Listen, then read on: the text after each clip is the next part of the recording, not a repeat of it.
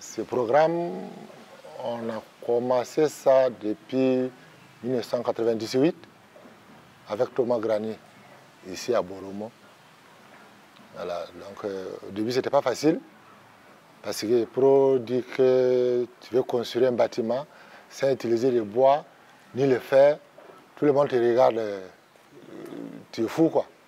À ce moment même, les gens nous traitaient de fous. Alors ils m'ont même dit, si tu suives ces blancs fous-là, toi-même tu vas devenir fou.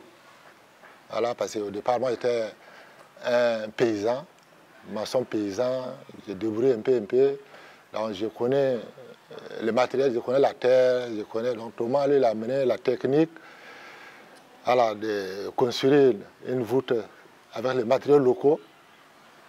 Donc quand il est arrivé ici à Boromo, il a un ami qui s'appelle Konaté Bomavé. Donc Bomavé m'a présenté à Thomas. Elle a dit que voilà, si tu veux faire ton programme de la voûte, il faut attraper ces messieurs-là et les grands. Comme il n'y a pas, comme il dit, il n'y a pas coforage, voilà, donc le grand il va tenir. Voilà, donc c'est comme ça qu'on a commencé. Bon, en tout cas, c'était un peu. Voilà, donc c'était un peu amusement, mais c'est vrai aussi, c'est réalité. Voilà, donc à ce moment, nous, on est là, on construisait, mais des fois, bon, c'était pas. Des fois, ça tombe, on recommence encore, ça tombe. Voilà, la brique, c'était pas la bonne brique. Parce qu'au lieu de faire les petites briques avec la partie voûte, c'est toujours les grosses briques qu'on a fait, alors que là-bas, c'était RR. Les câbles, quand on devait mettre au milieu, c'était le bout de bois. Donc ça aussi, c'était RR. Le contrefort, là aussi, c'était RR. Donc, en tout cas, tout le monde nous a traités de fous parce qu'on n'était pas pire ici à ce moment. L'objectif de notre association, c'est pouvoir former des jeunes pour qu'ils puissent construire des bâtiments avec des matériels locaux qu'ils trouvent partout dans notre localité. Dans notre localité, parce que si on regarde aujourd'hui, il y a beaucoup de paysans qui n'ont pas de maison d'habitation. Alors que les paysans, c'est eux qui font aussi beaucoup des enfants. Bon, alors qu'il n'y a pas de moyens pour aller payer les tôles et puis aller construire une maison en tôle. Donc nous on dit avec la voûte, si tu as pu former la voûte, déjà tu peux construire pour toi-même, avec tes enfants, avec tes frères, en même temps former tes enfants et puis tes frères, eux aussi, ils peuvent construire pour eux-mêmes. Après ça aussi, ils peuvent sortir encore, aller sur un autre village, sur une autre localité, aller construire pour d'autres personnes. Il peut gagner l'argent au retour, il peut toujours former les gens des villages là-bas. Donc notre vision, c'est comme ça. Et puis pour pouvoir aussi former d'autres aussi qui ont le même problème. Parce qu'avant, tu sais, nos grands-parents, et bon, on peut dire que c'était compliqué, mais ce n'était pas compliqué parce qu'il y avait du bois. Même si tu n'as pas l'argent, un paysan, tu peux construire le mur avec la terre, et puis le toit, tu poses le bois. Et puis tu mets la terre, voilà, c'est une maison. Mais aujourd'hui, à nos jours, là, il n'y a plus de bois, il n'y a plus de paille. Il y en a aussi qui font avec des pailles. Moi, avant de connaître la voûte, moi, je n'ai jamais connu la tôle. Moi, ma maison, c'était une maison en bois. C'était une maison en bois, donc j'ai connu comment je souffrais avec une maison en bois. Chaque fois qu'il pleut la nuit, je suis obligé de monter sur le toit, boucher des trous qui coulaient sur moi toujours. Là-bas, c'est couper de bois qui a amené tout ça. Mais si on ne coupe pas de bois, ça peut garder toujours le climat. Tu vois, maintenant, il y a beaucoup de populations, tout le monde coupe, mais c'est rare, tu vois quelqu'un qui plante. Les gens coupent, mais ils ne réfléchissent pas de planter. Tu vois. Sinon, la voûte nubienne, elle vient d'Égypte. Égypte, c'est... La source, c'est là-bas. Mais les gens, ils avaient oublié ça. Là-bas, ils ont fait beaucoup de travail. Là-bas, ils ont construit en terre. Même il y a des maisons qui sont debout jusqu'à aujourd'hui, qui datent de 3500 ans. C'est toujours là debout. Bon, ici, ils pensent que c'est la terre. Les gens regardent la terre comme, voilà, comme une maison de pauvres. Alors que non, où tu dors bien. Même si tu as l'argent, si tu ne dors pas bien. Et c'est intéressant. Voilà. Donc, avec la voûte, tout le monde, ils ont compris qu'en tout cas, si tu as ça, tu dors bien. Voilà.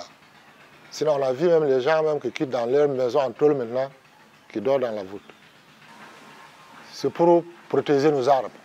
Ça, c'est un avantage. Et c'est pour aussi faire travailler les jeunes. Parce que ici, au Burkina Faso, on a une seule saison. Si ça finit, tous les paysans n'ont rien à faire encore. Il faut attendre encore jusqu'à le mois de la pluie avant d'aller chez moi encore. Mais avec ces temps morts, voilà, les paysans ils gagnent leur main-d'œuvre, ils travaillent. Voilà, c'est à cette période on est formé. Tous les maçons de la voûte Nubia sont des paysans. On peut prendre quelqu'un qui était déjà les maçons, qui travaillait de maçonnerie déjà. Donc avec lui, 2 ans, il est bon. Paysan, il faut l'amener jusqu'à 3 ans, 4 ans pour le former.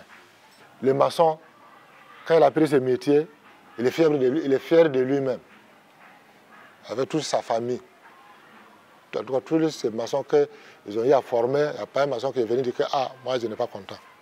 Ça c'est un truc positif, avec les ressources humaines, on peut dire. Voilà. Donc les clients aussi qui reçoivent leur bâtiment, s'ils gagnent leur bâtiment, après ça veut dire que vraiment, moi je suis très content de mon bâtiment. Je dors bien. S'il plaît, je ne sens pas de bruit, ni le vent. Alors des fois, je peux sortir, trouver que mon voisin, son toit est racé. Mais pour moi, ça reste toujours... Donc ça nous donne fier, nous qui ont lutté pour que ça soit une maison d'habitation. C'est que notre lutte, c'est pas... voilà, c'est pas cadeau. Voilà, les gens, ils nous félicitent pour ça, donc ça c'est positif pour nous. Et la température intérieure aussi, quand il faut ici au dehors, dedans, il fait froid. Il fait frais dedans. Voilà. Quand il fait froid dehors, tu rentres dedans, il fait chaud. Ça aussi, ça change. Donc, et puis aussi dans la construction, tu peux ajouter comme tu veux. Par exemple, cette année, je n'ai pas beaucoup de moyens pour faire une grande maison. Je peux faire une petite maison qui prend une dimension, un exemple, une dimension de 10 tôles cette année. J'ai fait tout propre, je rentre dedans, je dors. L'année prochaine, je peux encore ajouter une autre chambre.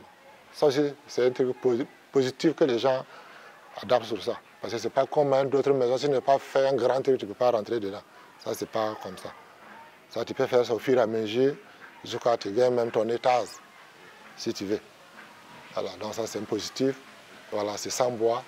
Voilà, c'est une maison aussi durable. Si je dis durable, c'est... Tu sais, la voûte où elle est là, elle ne vieillit pas. Parce que c'est la terre. La terre ne vieillit pas. La terre, il n'y a pas de méthode qui va pourrir dedans. Il n'y a pas de bois qui peut pourrir dedans par les termitières. Il n'y a pas de fer qui peut rouiller dedans parce que ça a duré. Donc la terre reste la terre. Le jour seulement, la pluie, elle lave un peu la façade. Tu viens, tu fais ton enduit encore, ça devient neuf. Comme les gens maintenant, ils ont vu les valeurs de la voûte, on peut dire valeurs de la voûte, tous les clients veulent la voûte. Avant, le moment que nous-mêmes on souffre pour convaincre les maçons pour qu'ils puissent intégrer ces programmes-là dans leur savoir-faire, ils avaient reculé un peu parce qu'ils voient que c'est un travail de la terre. Maintenant, comme ils voient que ça marche, les clients aussi ils voient que c'est de bonnes maisons. Les clients, là, ils demandent les maçons. Les maçons aussi, même si tu n'es pas à un certain niveau, tu veux rentrer. Donc c'est là-bas, il faut que les clients fassent très attention. Nous, on est là à Boromo aussi, tu rentres dans le mail, on a notre numéro tout là-bas. Tu peux nous contacter pour confirmer ton maçon avant de continuer. Parce que depuis au début du programme, tous les maçons qu'on a eu à former, on a leur liste chez nous ici. Dès qu'on tape seulement, ton nom sort. Avec ton niveau, avec ton parcours, on connaît tout. Voilà. Un client, tu nous appelles, on peut te confirmer, oui, tes maçons là, c'est un bon maçon, tu peux continuer avec lui. Ça, tu ne vas pas gagner un inconvénient. Mais sinon, si tu prends maçon gauche à droite, bon, là-bas, en tout cas, tu peux... Alors que ça ne arrange pas. Parce qu'aujourd'hui, c'est une voûte tombe là. Ça garde le nom de beaucoup de voûtes qu'on a eu à commencer depuis longtemps, tu vois. Voilà pourquoi nous aussi, vraiment, on cherche ceux qui peuvent nous comprendre. Il ne faut pas que prendre le maçon gauche à droite. Parce que le maçon là, il veut aller travailler vite pour gagner l'argent, qui n'a pas fait ses formations. Voilà. Le client aussi, comme il a vu la voûte, il dit que non, oh, j'adore ça, je veux ça. Alors maintenant, il y a des téléphones, il y a un maçon qui peut aller prendre une photo d'un autre maçon qui a construit. Il dit que c'est lui qui a construit. Et vient, il motive le client rentre là-bas, après, à un moment donné, il est planté. Et notre programme, on veut seulement que ça grandisse. Donc on ne veut pas qu'on rencontre un client qui n'est pas content, que le maçon là fait tomber sa voûte, ça, on n'est pas content. Donc nous, on veut seulement juste un fil, tu nous demandes, on te confirme, tu continues. Voilà. Sinon, le programme, en tout cas, a commencé ici au Burkina Faso, précisément à Boromo ici. Donc, après, nous, on est allé ouvrir Mali. Là-bas même, ça, on peut dire, il y a certains moments quand on voit que ils construisent beaucoup même plus qu'ici. Et là, voilà, ils ont adopté, ils ont tout de suite compris. Voilà. Donc après, on est allé au Sénégal. Actuellement, il y a des maçons qui sont toujours là-bas, qui sont en train de construire. Pour former des Sénégalais. Voilà. Donc, il y a des maçons aussi qui rentrent en Mauritanie, aller construire là-bas. Donc, après, on est allé ouvrir au Bénin. Et puis, on est allé ouvrir au Ghana aussi. Maintenant, bon, notre vision, c'est Niger et puis le Côte d'Ivoire. On est en train de viser.